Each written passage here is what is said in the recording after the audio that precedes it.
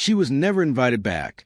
Not for a cameo, not for a tribute, and not even after the ratings dipped and the applause moved on. One moment, she was Carson's golden girl. The next, she was invisible. No explanation. Just a silent, brutal exile. She wasn't alone. A handful of stars also found themselves on the wrong side of Johnny Carson's smile. And when Johnny turned cold, Hollywood turned its back. What kind of late-night king builds an empire on charm and fear? We're about to find out. There was a time in Hollywood when one show held the keys to everything. If you wanted to be seen, this was the place. 5 minutes on that stage could change your life overnight. But that spotlight came with unspoken rules. And crossing them meant more than losing a booking. It meant losing everything. Some of the biggest names in the industry found themselves suddenly locked out. Not because they weren't talented. Not because audiences didn't love them. But because Johnny Carson decided they didn't belong anymore. And once Johnny turned his back on you, so did the rest of the industry. Most people watching at home never saw any of this. They just tuned in for a laugh. But behind the jokes and applause was a quiet tension. One wrong move, one misread moment. And it was over. Sometimes it was something simple. A guest going too far with a joke or failing to let Johnny get the last word. Other times, it ran deeper. Loyalty issues, business decisions that felt like betrayal, personal feuds that started off camera and ended in total silence.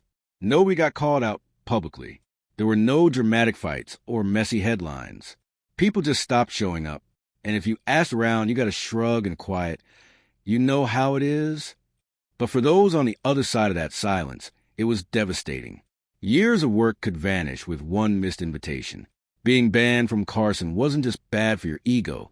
It could cost you your career. It's hard to explain just how big The Tonight Show with Johnny Carson really was unless you lived through it. This wasn't just a late-night talk show.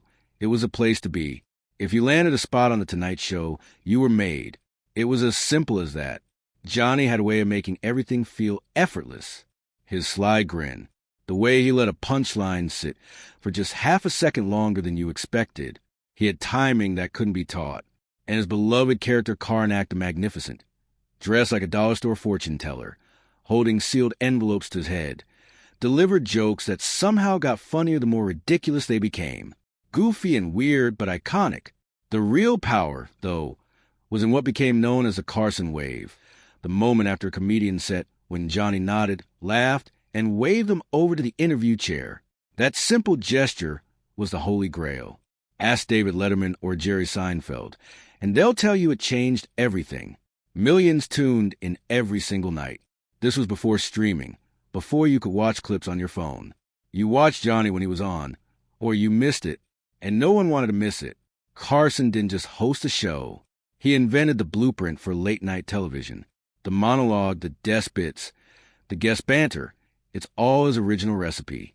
Jimmy Fallon, Jimmy Kimmel, Stephen Colbert, they've all added their own seasoning, but the foundation is pure Carson. He ran that empire for 3 decades, and for most of it, he was untouchable. But when the camera stopped rolling and the applause faded, a different version of Johnny emerged. Behind the charm and the jokes, things weren't nearly as smooth. Getting banned from The Tonight Show wasn't just about bruised egos or missing a TV appearance. Bookers would stop calling. Studio executives would get cold feet. Other shows kept their distance, afraid of stepping on Johnny's toes. He didn't have to say a word publicly. His silence was loud enough.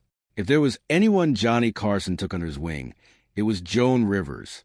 Back in the 1960s, she was a fresh, no-nonsense comedian with a sharp wit and a fire in her belly. He brought her onto The Tonight Show at a time when female comedians weren't exactly the norm, and he made her a regular.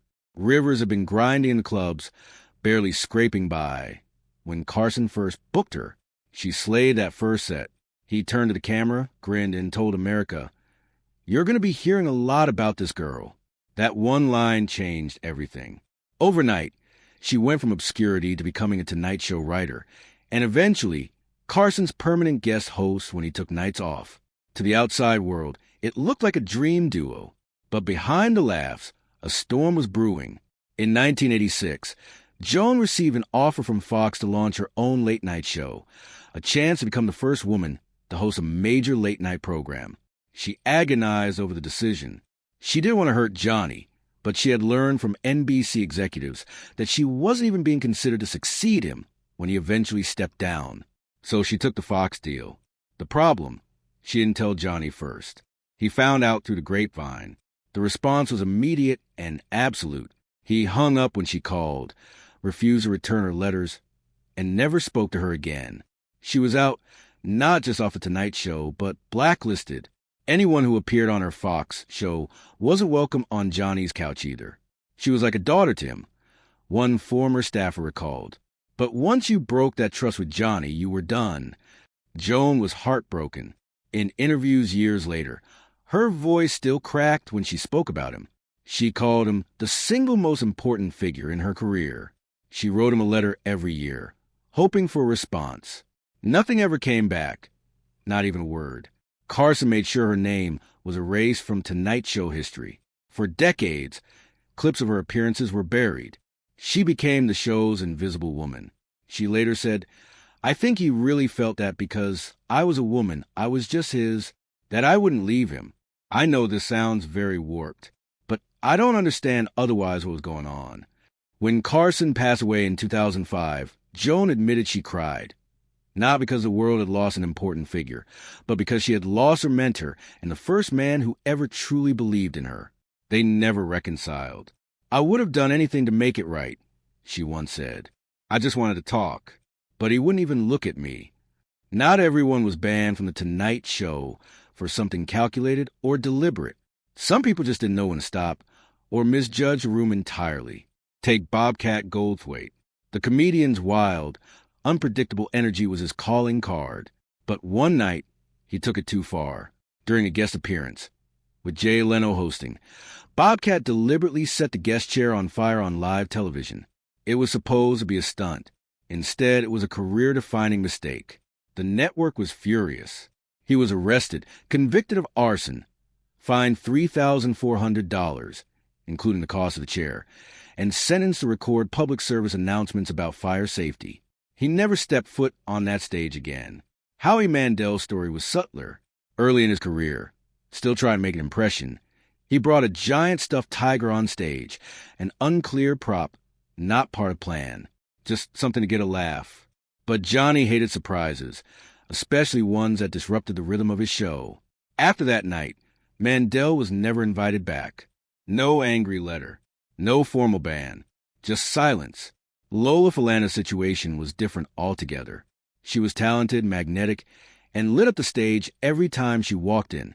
But during one appearance, she spoke openly about racism in the industry, about what it was like being a black woman in showbiz at a time when most people were too scared to even raise the subject. She was honest and bold. Carson wasn't ready for that kind of conversation on late-night TV. She didn't get another invitation. Artie Lange's story takes a different turn.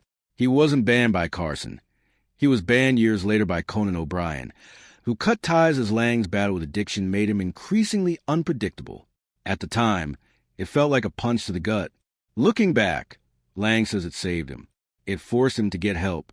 When he finally got sober, he actually thanked Conan. Being banned, he said, was the beginning of his comeback. Sometimes a ban ended a career. Sometimes it was the world's roughest wake-up call. For a while, Johnny Carson and Wayne Newton shared the kind of old-school showbiz camaraderie that made Hollywood feel like a club. Carson ruled late night from behind his desk in Burbank.